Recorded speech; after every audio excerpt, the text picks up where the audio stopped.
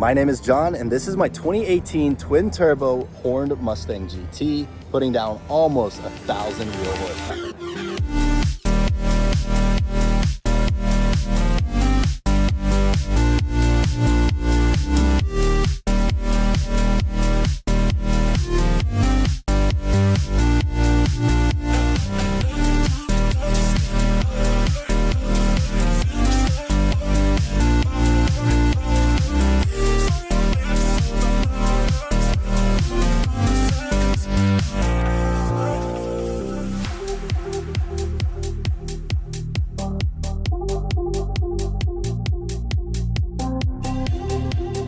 YouTube, how's it going? Welcome back to another video. Today I'm going to be talking about my twin turbo 2018 Mustang GT with the horned exhaust, as the internet so infamously calls it. Now, I just want to start this video off with saying I'm a little bit sick. Okay, I've got a busted lip, I'm coughing a little bit, so if my voice doesn't sound normal, that's because it's not, and it might be a little windy. I've got this thing on a nice little gimbal setup. I think it's pretty sick, so we're trying that out. But here is everything that I've done to this Mustang and everything that's currently on the car. I think if I did everything that I've done to the Mustang, this video would be an hour long, but I'm just gonna be talking about what is currently on the car because I've had 4 or 5 different setups. We're gonna be talking about this current setup right here. Now, to start off with, this is a 2018 Mustang GT. I did wreck it once about 2 years ago. I rebuilt everything piece by piece, got it certed, so it does have a rebuilt title, and it's about 70,000 miles total. Now, on this brand new motor, I have a built illuminator short block with the stock Gen 3 head, stock timing, some upgraded valve springs, and that's pretty much it motor-wise. I mean, I have rods and pistons on the bottom. This thing should hold just enough until the sleeves decide to go. So about 1,300 wheel, maybe 1,500 horsepower, realistically 25 pounds of boost before things start to go wrong, which is plenty for this street car. I'm trying to remember to breathe in these videos, but there we go. There's the engine. We're running a Holley Sniper intake. I have a 4 triple pump fuel system with 3 285 pumps on a Hobbs switch, so plenty of fuel to make that power. We got just some 61mm on 3 twin turbos. Went ahead and got those sanded, flushed, and powder coated just to match the intake and the rest of the car. Now, when I did wreck it, I did go ahead and put a tubular front end on this car, so that's why things look a little bit different. Now, of course, after I wrecked, I decided to change up a few things. So I have the GT500 front bumper from American Muscle. That was a sponsor. I did go ahead and pay for the GT350 front fenders. This is the 3rd set that's been on this car. This thing has been through quite a lot. I've got some power stop brakes, just pretty much stock brakes. I want to go TBMs, but for the car and what it is right now, they work just fine. Now I'm going to zoom in a little bit more on the engine bay here. There's a few things that I need to clean up, but I've been slowly working and slowly but surely getting this thing looking exactly how I want it to be. Now, on these turbos right here, we only pushed 925 wheel horsepower, which I know I said only, but I wanted this car to make 1,300. So I have a brand new set of precision 68 72mm turbos coming for this car, and that should really wake this thing up. We should be able to hit that 1,300 wheel horsepower number, and this thing, I mean, it already is too much on the street at 925 wheel, but at 1,300 on the dyno sheet, this thing is literally going to be an unstoppable moving mass. Yes, I know there's faster, but 1,300 horsepower is ridiculous. Going on further into the front, we just got some VMS skinnies. I don't even know the tire size, I think. Let me try to find it. I don't even know the tire size. It's just they're skinnies, you know, for the drag slick. I got the full VMS drag pack on. Costs about 2,000 bucks. Nothing too crazy. The tires are almost more than the wheels. Jumping around a little bit more, we got the headlights. These are just stock Gen 3 Mustang headlights. I went ahead and cut them out.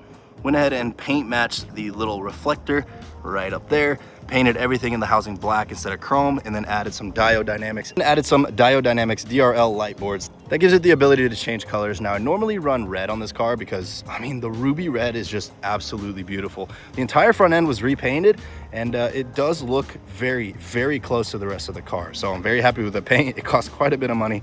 Anyways, let's move on towards the interior of the car here, and I can go over some more mods on the front. Actually, let's stick with the front. I mentioned the 4 triple pump fuel system. It comes with the 4 rails. I did custom lines all by myself. We got a Turbo Smart fuel pressure regulator, just one. We really don't need 2. It is running off direct injection still, so we have 16 injectors. We have the direct injection and the port. I'm running a set of, I think, 1450cc Bosch Motorsports injectors. That should give it plenty of fuel for that 1300 wheel mark. Now, I don't know the brand of this catch can right here, but it is not a catch can, sorry, radiator tank. Don't know the brand of it. Pretty sure I just got it off of Amazon, but it works. Welded right up to it. Works pretty freaking good. We moved the fuse box and stuff, and there's just a plane making all types of noise here. Now, I apologize because it is a little bit dirty, but with the fuse box, I went ahead and relocated the ECU. You might be able to see it past this wiring mess. It is literally a mess. ECU, somewhere down there. I'm running a BMR K-member. We got the BMR motor mounts. We have the Teltrac Kelly Aiken long travel Mustang, what's it called? Coilovers. So these were about $2,700. They're chilling right there. And that's because I wasn't able to hook doing 60 to 130s. My front end would just lift up way too much. The long travel here, we got about 2 freaking feet of travel. These are insane. And I'm really glad, shout out to Kelly Aiken, Teltrac. They really do make the best products. Now, I'm sure I missed some stuff on the Mustang. I do tend to skip over some of the mods that cost me thousands of dollars. I paid for 99% of this car by myself through social media, a few sponsors in terms of like the body panels, but 99% of the stuff on this car came out of my personal cash. It wasn't like sponsored or anything like that. So if I mention a company or something like that, that's probably because I really rock with them and stand by their products, and they're good stuff. All right, moving on from the front end just a little bit, I do have a 10R80 in this car. It is a built stage 2 10R80 from Suncoast Performance. All it has is a new valve body, new transmission pump, powder coated the whole thing gray. It looks really nice. Obviously it's under the car, so I can't really show you that. But so far, so good. It's doing a pretty good job holding all of that power. We're only pushing 925 wheel. It should handle 1300 a few times, but eventually after that one, grenades, I will be going TH400 and I will no longer be a street car. Now, speaking of street car, I'm gonna go ahead and just open the door here. Let me make sure my Bluetooth is disconnected. On to the interior, one of my favorite pieces. I mean, it's a full street car. We make almost 1,000 wheel horsepower reliably, and then I can go hop in this car and just do like a 10-hour road trip and be completely fine.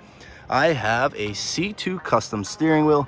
This thing is absolutely sick. Carbon fiber paddles. I went ahead and modified the little magnetic clickers because I went ahead and added a button, hopefully for a trans brake in the future. I have the digital dash conversion. That was pretty nice. We have about 7,000 miles on this odometer. The Sync 2 upgrade. This is a base model car, but I went ahead and tried to make it a premium. We have the CK Customs, or C Customs, whatever, seat covers.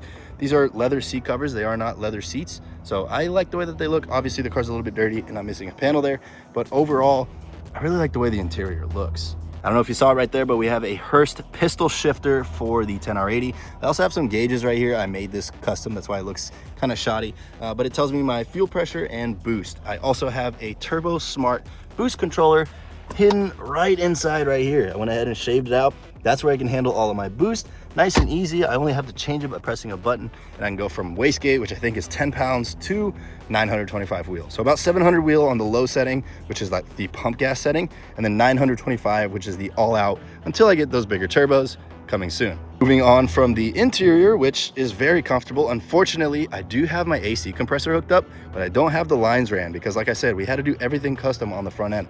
So I don't have air conditioning quite yet.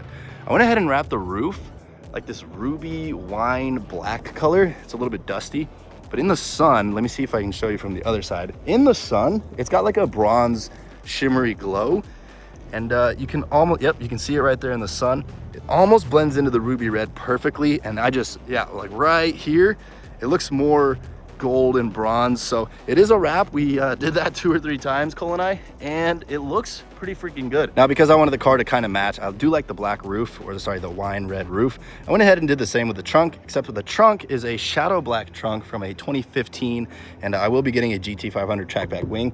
I actually have that in the shop over there. But anyways, let's move on from the rear. We have a gloss black American Muscle deck lid, stock taillights. These are stock taillights. I just went ahead and tinted out, murdered out the inner and the outer ones, because at nighttime it literally looks like it has snake eyes, and it just looks so freaking good. Going down further into the car, you can see we have a really beefy 10R80 transmission cooler. These transmissions do not like getting hot, so went ahead and added a nice beefy cooler with a coolant switch right there. So after the transmission warms up just a little bit, it'll go ahead and kick that fan on and keep things nice and cool. Now, trying to add more a little bit to the powertrain here, we went from a built illuminator to the built 10R80. We have an aluminum DSS drive shaft. I had a stainless steel one, or whatever the lower tier is, but that one exploded on me when I did a second gear leave. And that's not good. We do not want things blowing up on our really nice race car. Now, axles. A lot of people ask me what axles I have. I think I have the Ford Performance 2000 wheel rated axles.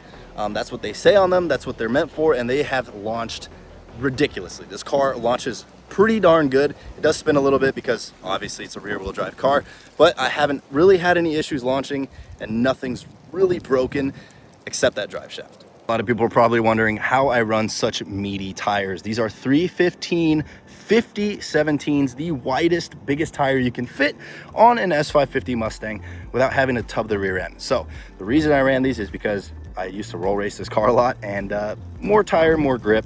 It just worked. Unfortunately, you need a I used the Steeda 1/4 inch spacer on some GT350 performance springs just to give it that perfect ride height. And when I floor it, it doesn't rip out the entire rear end, doesn't rip out the bumper, and it doesn't really rub. It rubs a little bit if I launch really hard, but that's pretty much the biggest tire size you can put on an S550 Mustang. I'm trying to think of more modifications that I've done to this car. I have pretty much touched every single piece of this car, done everything myself except for a little bit of fab work. But anyways, I'm gonna go ahead and rip those horns out, and we are adding some precision 6872s. These things are going to scream, make a lot of power, and I'm gonna run bumper exits right out of the front, and then we'll add the horns later if I want to. The horns are more of like a social media thing, obviously, to get the clicks and the likes, and it works. We've made almost 20 million views in the last 2 weeks just showing off the horns and the flame kit.